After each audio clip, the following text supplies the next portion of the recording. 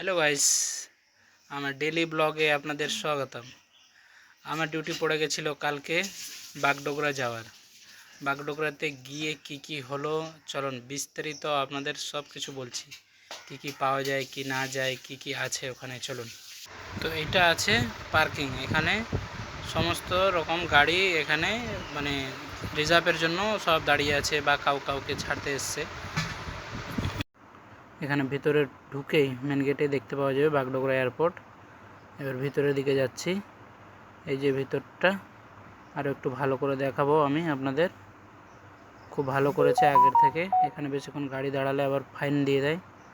এই যে আমার পেছনে যে দাদাটা আসছে ট্রলি ব্যাগ টানতে টানতে, এই যে দুটো দাদা, একটা চলে গেল আর একজন আসলো। এদেরকেই ছাড়তে গেছিলাম।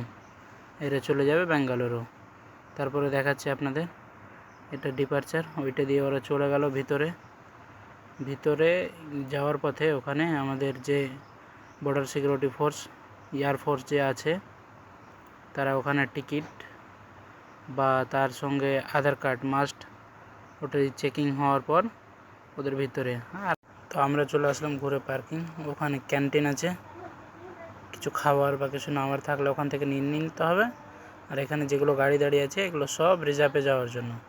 কেউ সিকিম যাচ্ছে, কেউ গ্যাংটক যাচ্ছে বা আর কোথাও যাওয়ার জন্য অ্যাভেলেবেল থাকে।